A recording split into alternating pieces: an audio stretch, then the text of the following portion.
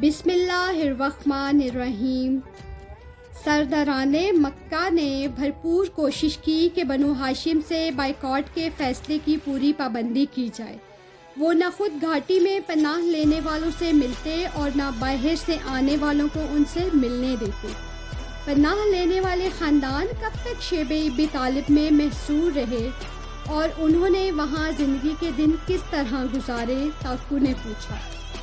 یہ لوگ شیب ابی طالب میں تقریباً 3 سال تک رہے۔ اس طویل عرصے میں انہوں نے کمال ثابت قدمی کا مظاہرہ کیا۔ کھانے پینے کے سامان کے لیے سرداران مکہ کے سامنے جھولی پھیلانے کے بجائے انہوں نے اور ان کے چھوٹے چھوٹے بچوں نے بھوکا پیاسا رہنا گوارا کر لیا۔ سخت دھوپ میں درختوں کے پتے اور چمڑا تک ابال کر کھایا، لیکن ان کے عزم اور ارادے میں کوئی کمی واقع نہ ہوئی۔ محمد صلی اللہ علیہ وآلہ وسلم کے ساتھی اگر اللہ کو ماننے والے تھے تو پھر وہ اس مشکل میں کیوں مبتلا ہوئے؟ راکو نے سوال پوچھا۔ ایمان کا کمزور رکھنے والا ہر فرد یہ سوچ سکتا ہے کہ جب رحمت دو جہاں صلی اللہ علیہ وآلہ وسلم اللہ تعالیٰ کے محبوب بندے تھے تو پھر انہیں اور ان کے ماننے والوں کو اس سخت آزمائش میں کیوں مبتلا کیا گیا؟ اس کا جواب یہ ہے کہ اللہ تعالیٰ کا وعدہ ہے کہ اگر کوئی حق اور سچ پر ڈٹا رہے تو وہ پردہ غیب سے اس کی مدد کی جاتی ہے۔ سچائی، نیکی اور بھلائی کے راستے پر چلنے والوں کو جو تکالیف پہنچتی ہیں وہ صرف ان کے آزمانے کے لیے آتی ہیں۔ وہ گھبرا کر سچائی اور بھلائی کے کام سے ہٹ تو نہیں جاتے۔ آخرکار اللہ تعالیٰ کی طرف سے آزمائش ختم ہو گئی۔ عبداللہ نے بتایا۔ یہ آزمائش کیسے ختم ہوئی؟ راکو نے پوچھا۔ ایک دن رحمت دو جہاں صلی اللہ علیہ وآلہ وسلم کی بیوی سیدہ خدیجہ رضی اللہ عنہا کے بھتیجے حکیم بن حزام رضی اللہ عنہا اپنی پھوپھی کے لیے کھانے کا کچھ سامان لے کر نکلے۔ راستے میں ابو جہل نے ان کا راستہ روک لیا اور دھمکیاں دیں۔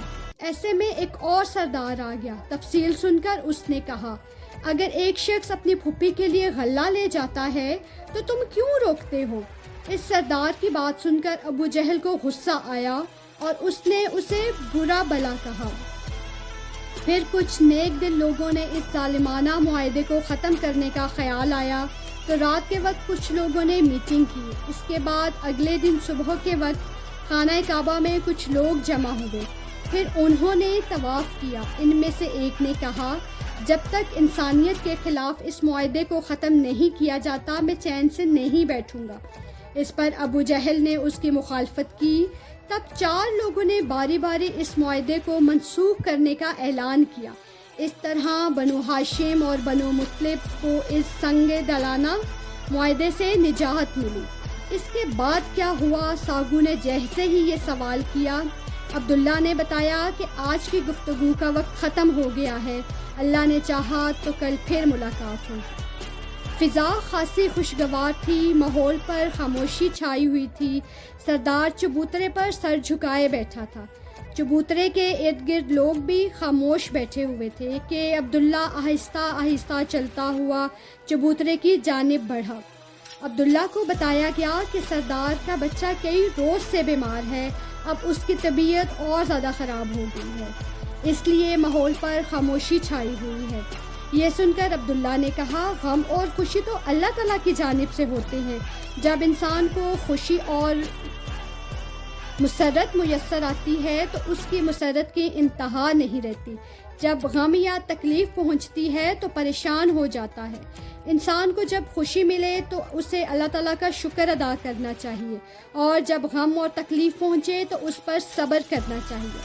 میں آپ سب لوگوں کو بالعموم اور سردار کو بالخصوص کہنا چاہتا ہوں کہ وہ پریشانی کے اس عالم میں صبر سے کام لیں، اللہ تعالیٰ سے اچھی امید رکھیں۔ انسان جب خود کو کسی تکلیف یا مصیبت سے دوچار کرتا ہے تب ہی اسے دوسروں کی تکلیف اور مصیبت کا احساس ہوتا ہے۔ عبداللہ نے سردار کو تسلی دینے کے بعد اپنی بات کا آغاز اس طرح کیا۔ گزشتہ روز میں نے آپ لوگوں کو شیب ابی طالب کا واقعہ اور وہاں سے بنو ہاشم اور بنو مطلب کی نجات کا بتایا تھا۔ اس 3 سالہ آزمائش کے دور کے بعد ابھی لوگوں نے اطمینان اور سکون کا سانس بھی نہیں لیا تھا کہ رحمت دو جہاں صلی اللہ علیہ وآلہ وسلم کو دل و جان سے چاہنے والے اور اپنا سب کچھ نچھاور کرنے والے چچا ابو مطلب کا چند روز بیماری کے بعد 85 سال کی عمر میں انتقال ہو گیا۔ ابھی اس صدمے کے اثرات باقی تھے کہ رحمت دو جہاں صلی اللہ علیہ وآلہ وسلم کی جانثار بیوی سیدہ خدیجہ بھی اس دنیا سے رخصت ہو گئی۔ انتقال کے وقت سیدہ خدیجہ رضی اللہ عنہا کی عمر 65 سال تھی۔ عبداللہ نے بتایا، یہ واقعی بہت بڑے صدمے تھے جن سے محمد صلی اللہ علیہ وآلہ وسلم دوچار ہوئے۔ سردار نے افسوس بھرے لہجے میں کہا، خیال تھا کہ ان عظیم صدموں سے دوچار خاندان بنو ہاشم کے لیے